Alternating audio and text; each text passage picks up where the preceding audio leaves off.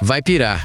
Mas nesse caralho de planeta existem cidades inteiras que o povo vazou em uma noite só, largando casas com mobília, a louça na mesa e até dinheiro nos caixas. Puta que pariu, imagina só. Tu acorda de manhã e a porra da cidade tá vazia, como se geral tivesse sumido no ar. Ontem tinha milhares de pessoas e hoje nem os cachorros ficaram. Isso rolou no mundo inteiro, é foda. Foda mesmo é que, na maioria das vezes, a razão pra vazar era tão séria que a galera largava tudo que tinha e nem dava tempo de avisar a família em outras cidades, porra. Esses lugares viraram umas cápsulas do tempo congeladas, é bizarro. Nas escolas tem caderno de dever de casa e nos hospitais macas com remédios por todo lado. Nas lojas tem os preços lá, mas sem um caralho de cliente e nunca mais vai ter, caralho. Umas cidades foram abandonadas por catástrofes industriais, outras por causa de guerras e outras porque o governo mandou vazar. Mas o que liga todas é uma coisa só. O povo teve poucas horas pra se mandar e a maioria nunca mais voltou pra lá. Puta que pariu. Puta que pariu, é inacreditável, mas a cidade fantasma mais famosa fica a apenas 1000 quilômetros de Moscou e se chama Pripyat, onde as pessoas andavam com crianças depois que a porra do reator explodiu.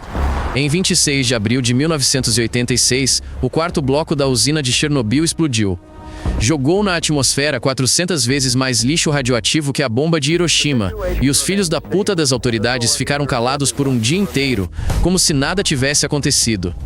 No dia 27 de abril, os moradores de Pripyat foram para a manifestação do 1º de maio. Pegaram sol nas lajes, andaram de bike, sem saber que a radiação já estava um inferno, e cada segundo na rua roubava anos das suas vidas. Só na noite do dia 27 de abril anunciaram a evacuação. Mandaram a galera pegar documentos e comida para 3 dias, dizendo vocês voltam logo, mas foi uma mentira do caralho. A cidade fechou para sempre, e os moradores perderam tudo que tinham. Em 3 horas, 47 mil pessoas foram tiradas de Pripyat, em 1.200 ônibus. A galera largou os apartamentos com a luz acesa, pensando que voltariam em uns dias, mas a cidade virou um deserto radioativo por milhares de anos, porra. Agora em Pripyat, brinquedos enferrujados de parques, que nem chegaram a funcionar depois do inverno, estão lá largados. Nas escolas, tem máscaras de gás e livros didáticos jogados pelo chão. E o pior é que o nível de radiação em alguns lugares ainda te mata em poucas horas, caralho. Que loucura, cara. Na Argentina tinha um resort maneiro que virou pó de sal de uma hora pra outra. A água comeu tudo que era lugar e sobrou só uma gosma branca. Vila Epecuén era o bagulho com águas termais salgadas que atraía dezenas de milhares de turistas todo ano, tinha 280 negócios, hotéis, teatros, restaurantes, a vida era de dar inveja. Mas em 1985 começou a chuva de merda que não parava, e a barragem que protegia a cidade do Lago Epecuén não aguentou a pressão da água e desabou no 10 de novembro. A água invadiu a cidade a alguns metros por hora. Os moradores tiveram só algumas horas para empacotar as coisas e correr dali. Muita gente conseguiu levar só documento e filho, abandonando casa, carro e toda a grana para a água salgada devorar. A água salgada corroeu a cidade inteira. Concreto, metal, madeira, virou tudo um pesadelo branco de sal saindo da água tipo o esqueleto de um monstro, e a cidade ficou debaixo de água por 25 anos. Em 2009 a água começou a recuar, e a cidade emergiu do lago, mas o que apareceu na superfície parecia mais uma paisagem alien, restos brancos e retorcidos de prédios, carros e árvores cobertos de uma crosta grossa de sal. Agora tem só um mano lá, Pablo Novak, o último habitante de Vila Epecuén, que voltou para a cidade morta e recusa sair dali, mesmo cercado de fantasmas do passado e toneladas de sal.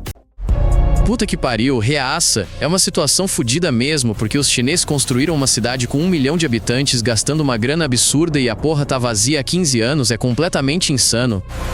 Orduz Kangbashi foi pensado como uma metrópole de luxo do futuro. Bairros chiques, praças gigantescas, museus, teatros, parques com fontes, tudo novo e lindão, mas quase ninguém se mudou pra lá, cê acredita? O governo chinês achou que, como acharam carvão na região e tinha mineração rolando, precisava construir uma cidade moderna para alojar os trabalhadores e as famílias deles, liberaram bilhões de dólares e ergueram um megacentro em 5 anos. O rolo é que os apartamentos em Orduz custavam mais caro do que qualquer trabalhador comum conseguia pagar, enquanto os ricos compravam só como investimento e não moravam lá. Resultado é que a cidade tem menos de 2% de ocupação. É literalmente a cidade fantasma mais surreal do planeta. Ruas perfeitamente retinhas sem um carro passando, shopping centers gigantes vazio de gente, parquinhos sem criança, tudo novo, limpo e completamente morto. À noite em Ordus acendem os postes, os semáforos piscam, as fontes jogam água, mas não tem ninguém, e essa solidão é tão assustadora que os moradores locais falam que é um fantasma de cidade em vida, sendo que nunca teve vida nenhuma mesmo. As autoridades chinesas tentaram encher Ordus de gente, ofereciam benefícios, rebaixavam o preço dos imóveis, mas ninguém quer morar num lugar sem vizinhos, sem vida, sem nenhuma alma, só concreto, vidro e aquele silêncio apavorante das ruas enormes e vazias. Cara, pirei quando descobri que no Japão tinha uma ilha que era o lugar mais superlotado da puta da terra, as pessoas viviam literalmente uma em cima da outra, e depois todo mundo saiu fora num único dia. A ilha Hashima, também chamada de Gunkanjima ou Ilha Navio de Guerra, foi uma mina de carvão de 1887 até 1974. Botavam toneladas de operário lá e construíam prédios altos pra caralho, direto nas rochas no meio do oceano. Numa ilhazinha minúscula com só 6 hectares, viviam 5.259 pessoas, a maior densidade populacional da história da humanidade. 835 pessoas por hectare. Cara, as pessoas literalmente viviam num formigueiro humano. As condições eram infernais demais. Os operários desciam para trabalhar em minas sob o fundo do oceano, onde a temperatura chegava a 45 graus, umidade de 95% e o ar era uma merda de pó de carvão. Acidentes e mortes aconteciam todo puto dia. Em 1974, as reservas de carvão se esgotaram, fecharam a mina e no dia 15 de abril evacuaram todo mundo e as famílias pro continente num único dia. Falaram pros caras levar só o essencial, o resto era pra deixar pra trás na ilha. Os moradores saíram de Hashima tão rápido que deixaram móvel, panela, brinquedo, foto, televisão nas casas, tipo que as pessoas tinham acabado de sair pra fumar um e iam voltar, mas nunca mais voltaram pra caralho. Agora Hashima é um esqueleto de concreto morto no meio do mar. Prédios desabando, escada caindo, vidro quebrado e ferrugem por todo lado, e o vento do oceano uiva entre as janelas vazias, fazendo uma sinfonia assustadora de abandono total.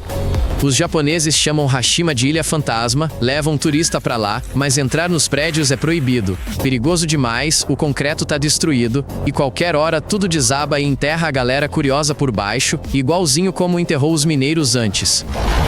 Se inscreve no canal que você pirar de novo.